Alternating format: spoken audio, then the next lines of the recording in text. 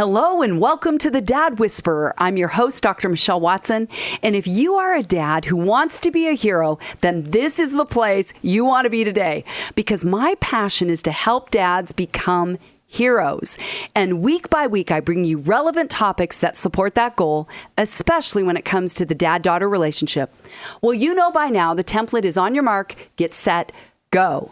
So dads, picture yourself standing side by side, ready to run your fathering race. I'm your coach, and I even have a guest coach this week who's standing on the side saying, on your mark, that's the topic, get set. We're going to fill that in with stories and stats, with research, with stories that touch your heart, and then go. We're going to end with a go step so that you can put your love for your daughters and your sons into action this week.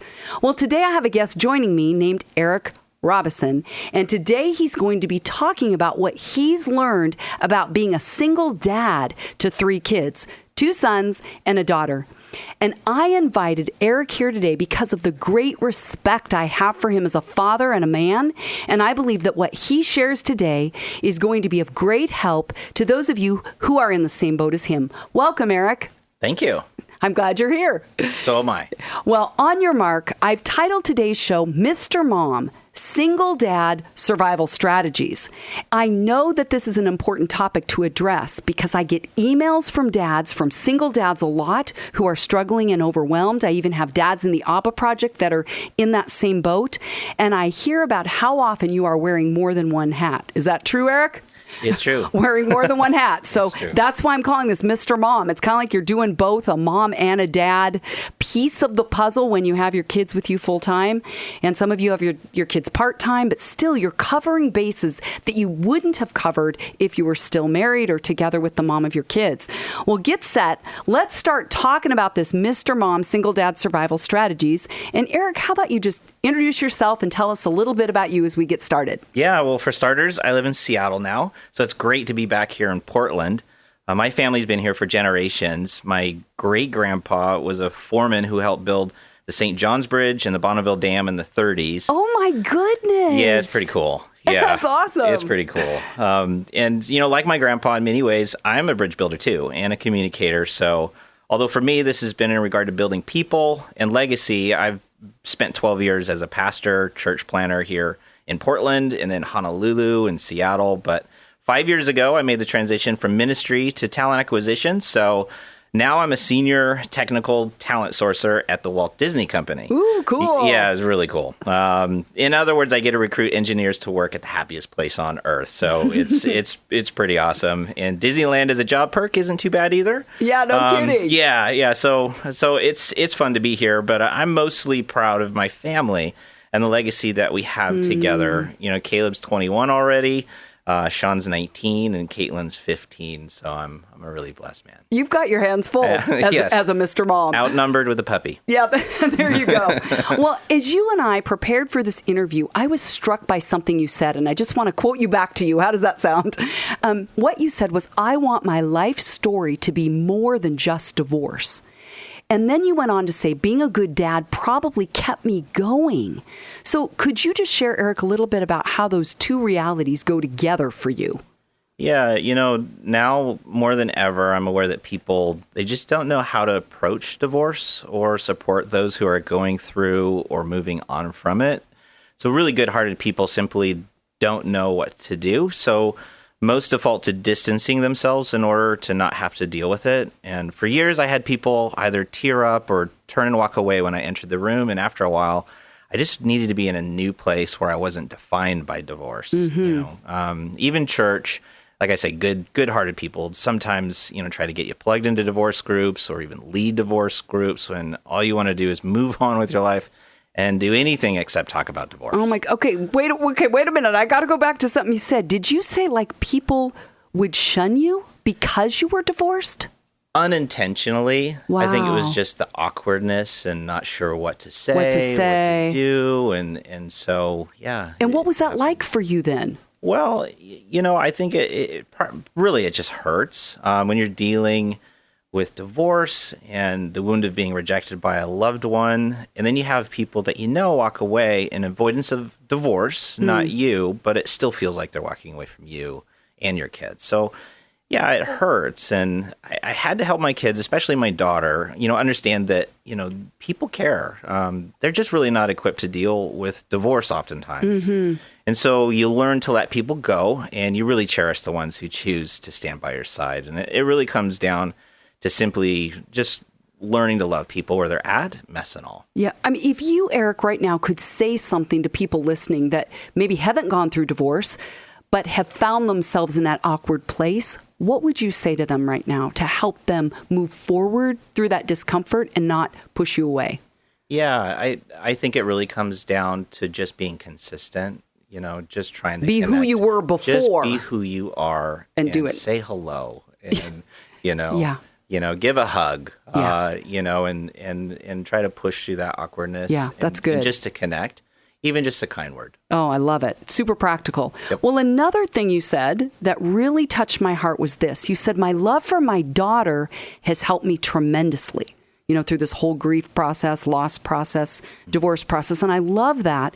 And because, I focus primarily on the dad-daughter relationship here on the Dad Whisperer, I would love to hear more about what you meant by those powerful words. My love for my daughter has helped me tremendously. Yeah, while I was dealing with the horrific loss and hurt within my own heart post-divorce, I was faced with the reality that my kids' pain needed to be addressed simultaneously. So as my boys, they were teenagers, and my daughter had just turned 11 years old. So it was reality for us, going through it together. And as a guy, it was natural for me to walk my boys through their healing process. But with as a guy, you were like, we speak Martian. We get it. We get it. Right? Yeah, we get it. And, with my daughter, we've always been close, but I was faced with the realities of my own insecurities and hesitations to open up freely to her because of my own hurts in that season. So, in some ways, I didn't really know how or what my daughter needed from me in order to help her heal through that level of pain. And that really shocked me since, it came naturally for the boys. So I dedicated most of my energies to really growing and understand how to connect with my little girl on a deeper level. I really needed to learn the keys to my daughter's heart. That's awesome. So I so appreciate you highlighting that it was really a different experience for you to walk through the grief process with your boys than your daughter, like you just said. So can you suggest, like when you were saying, okay, I just got, if you want to call it dealt this hand, right? I got dealt this hand of divorce. I don't have a playbook for this.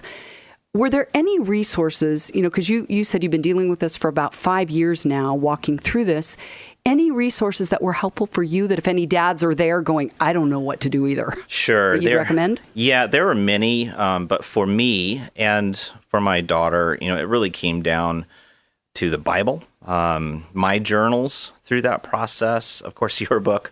Thanks for the plug. I promised I didn't set you up for that, did I? No, it's true. It's true. It's good. Okay, Dad, here's what I really need from you. That's right. A guide for connecting with your daughter's heart. It's on Amazon. Go get it. That one, get it. But yeah, there were others. Wild at Heart and Captivating were really good at understanding some of those dynamics. You'll Get Through This was a key one for me. Relentless and also Unleashed was a good one. Those are awesome practical tools, resources that you're suggesting to other dads that were helpful for you. Yes. So I would imagine that your kids could never hear enough from you that you would never leave them. Is that the truth? Absolutely. So tell me a little bit about how you were able to, through this process, reinforce to your daughter that even though she may have internalized, wow, mom isn't here, I wonder if dad's going to be with me through all of this. How have you reinforced to her that you're never, ever going to leave her? Yeah, it took years of daddy-daughter dates, sushi, sprinkled donuts, shopping, school projects, summer slumber parties, and more to make sure that, she knew that I was there for her and I would never, ever leave her, ever. Wow, that is so profound that you're saying I needed my daughter to know that I would never, ever, I like put that in caps, leave her. And I trust that single dads listening today are hearing from you, Eric, that is something that kids of divorced or broken homes need to hear from their dads and their moms as the foundation under them feels like it's crumbling, right? Yeah. Yeah. They're going through it. So for me, through hundreds of hours of doing life together with Caitlin. She ended up facing her fears, very real heart wounds, lies of poor self-esteem, and more. Yeah. And so, my daughter now stands tall, knowing exactly who she is, what she believes, and where she's going. She is one of my heroes. Oh my goodness, I'm gonna get teary here. Your 15-year-old daughter is one of your heroes. Absolutely. Wow, how many dads She's would say awesome. that of their girls? And I can tell you, she is internalizing that. She knows that is how you see her. And I'm telling you, dads, whether you have a divorced, situation or not, learn from Eric on that as your daughters internalize how you see them. Well, Eric, I would love to hear just any practical ways that you as a single dad have intentionally connected with Caitlin's heart, your daughter's heart, through some of the roughest seasons post-divorce. Right. Any ideas of things that have been helpful or worked? Sure. Yeah. It really, I think 2 phrases became pillars of progress for my little girl during those years. The first one was daddy pillow. Daddy Yep, pillow. in quotes. Never heard of it. Right. Did you make it up? I made it up. Okay. It happened right here. And you're sharing it now. I'm sharing it. Yeah. Daddy pillow. Yeah. I really learned quickly that my daughter, as a young woman, she didn't need a man trying to fix things every time she shared from her heart. I realized that my daughter not only needed a covering, as a dad, but she needed a safe place to be heard. So when emotions overwhelmed her at times, and the tears started to flow and she didn't really understand where they were coming from, my response, to rise up and strike down who or whatever was coming against my daughter was disengaged by 5 usually whispered words. I need a daddy pillow. She would say that to you. That was our code word. She'd literally come up to me and I would see something was wrong, and she literally said that. A daddy pillow. I need a daddy pillow. And so that was code for me to really shut up, open my arms, and let my little girl lean on me, cry on me, and just process her emotions until she felt better. And daddy pillow. I love it. So I believe that everyone who becomes a single parent is living a life they never envisioned for themselves. Would you agree? Absolutely. Like nobody writes that script into their story, right? Right. So when it comes specifically to fathers, I often hear stories of pain from single dads. And then like you said, you add in the fact that you're grieving as well while trying to help your kids process, and you're having to work, and you're having to fix meals, all of those things. So how have you been able to, I guess I would say, do your own processing while investing in your kids too? Yeah, I've always been off the charts when it comes to self-assessment. I know that's not normal, especially for guys, but it's been normal for me, and it's served me well over the years. Running and writing. Those have been the best ways for me to process. Running and writing. Yeah. Running and writing, processing emotions, kind of navigating through life chapters. I've been running since I was a kid and really journaling almost pretty much since 1999. Wow. Yeah. Okay, like you said, this isn't normal. Right. And I would say in my work as a clinician, even coming alongside men for 8 years in the ABBA Project, I don't tend to hear them come and say, I write out what's going on. So what would you tell dads that are saying, that's really not my thing? Okay, good for you, right, Eric. But any suggestions if a dad could learn from you in how that's been helpful? Where would you tell him to start? Sure. And, it's no secret that guys, we don't like talking about feelings, especially pain. We usually ignore it until we absolutely have to deal with it. So writing it down gets it out of your mind so you can move towards problem solving, before a blow up. And it's really easy. You can really use whatever you like, a pen and paper, computer, smartphone. I even have a whiteboard in my room. Don't judge me. It's whatever works, right? And what do you write on the whiteboard? Because what if your kids see this? What are you putting on there? Yeah, I mean, oftentimes, I know it sounds a little weird, but, I process through things, maybe life decisions. We make decisions together, and sometimes I even take a picture of it. Sometimes I have them walk in. We have family meetings. Around what you write? Yeah, about some decisions that are coming up. And, really just process it, get it clear in my mind. Yeah, and get it out. Yeah, and sometimes it's really helping my kids, and so it's kind of addressing the elephant in the room. So that maybe in writing you're putting more specifics in as you pour out your heart, but on the whiteboard it's family things to be talked about, get it organized. Yeah, get it organized, next steps, and really just invite, my kids in the process and have them speak to it. And then, we can make decisions together as a family. Okay, so you said there's the writing part. You said running's been helpful too. How so? Yeah, as for me, well, my friends started calling me Forrest Gump in 2013 because I was literally running a half marathon every week to ground my emotions and to think myself clear, while going through the process of divorce. And, I can hear my best friend pretty much ending every conversation that we had, making fun of me by saying, "Run, Forrest, run." And, welcome to my world. But it worked. It helped me process, kind of get out by myself and just ground things. Well, I love that you're mentioning that because, again, I'm not going to go into too much psychobabble, but when we run, it's right leg, left leg, right arm, right? You're going back and forth in this, we call it bilateral stimulation. It's a right-left hemisphere kind of movement with your body that's helping your brain process. So it wasn't just that you were getting oxygen in or getting out your emotions. You're literally processing what's needing to be processed. So that's awesome. Well, did you ever struggle with bitterness and anger? We're asking a little bit for you to be an effective Mr. Mom, right? We're saying survival strategies. It sounds like you're saying you have had to do your own work too. Right. Not just focusing on them. You've had to put the oxygen mask, if you will, on you. Absolutely. How'd you do that? Yeah. Well, for me, anger and bitterness, there were real struggles going through something like that. So I ended up journeying through the classic cycle of grief, denial, anger, bargaining, depression, and then acceptance. And it just spun all over again. And it was a process. So it didn't take very long for me to understand, that I needed to get help in order to finish well. And that's important to me. So I reluctantly submitted myself to a Christian counselor. Yeah. Reluctantly, being the operative word. Yeah. But I absolutely hated it at first, but trusted no one. But I knew it was the best thing for me and my kids.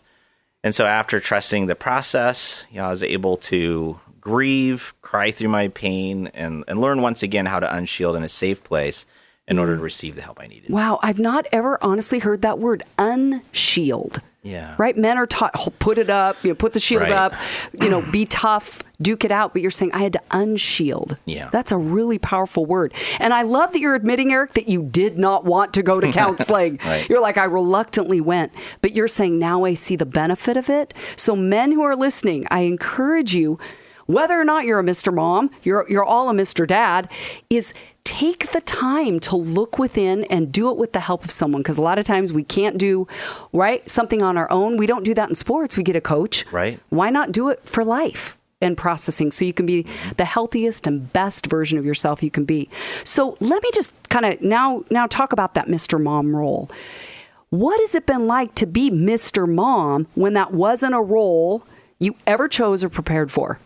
It was awkward at best at the beginning, but I decided to be the very best dad that I could be without trying to be a mom. And that might sound wrong at first, but I don't think so. In fact, it really helped my kids and I to move on in a healthy way. My boys get it, but it's my daughter that I consistently think about. I mean, she's the only girl in the Robison family. Even our puppy's a boy. So, okay. Yeah. She's outnumbered. She is outnumbered. Yeah. So I often remind myself that my daughter, she doesn't have a mom right now, but I'm a good dad. I'll never be a mom, and so I have limits. And she gets it, she respects it, but there are areas of my daughter's heart that really needs a woman's love and insight. For those areas, I've learned to reach out to women that I trust, like my mom, cousin, and close friends, and give them permission to mentor my daughter and spend girl time together far away from me and the boys. Yeah, pedicures. Yeah. Right? Manicures. The things you don't want to do. Yeah, hair salons, giggling about boys, right? Yeah. So, I mean, I even asked my close friend who cuts Caitlin's hair to share more about a woman's perspective on puberty and body changes when the time was coming up. And you asked. Yes, I did. Did Caitlin know you asked? Yes, we had our own conversations. Okay, all out in the open. Yep. And honest it was all communication. Really good and honest, and trust was high, but I really had that level of relationship with a few women, and she was one of them. And so at her hair appointment, when I picked Caitlin up, she came out smiling carrying a huge Disney princess bag filled with Of course, Disney. I know, right? Yeah, it was filled with all she could ever need to prepare for her first period. And okay, we did say that live. It's okay for men to admit. We did. Yep. Yeah, had to go there. Yeah, it's normal. It's normal life. And you as a dad probably had to push through some discomfort. Absolutely. To go there. Yep. But, that topic, believe it or not, there was laughter and high fives, and that's so cool. Because again, you're leading that it's okay and normal to talk about normal development things. Right. And I think again, for a single dad, you're having to go there where you wouldn't have if mom was in the picture. Exactly. When she's at your house, you got to go there. Well, oh my goodness, we're almost out of time. I am going to ask you another question.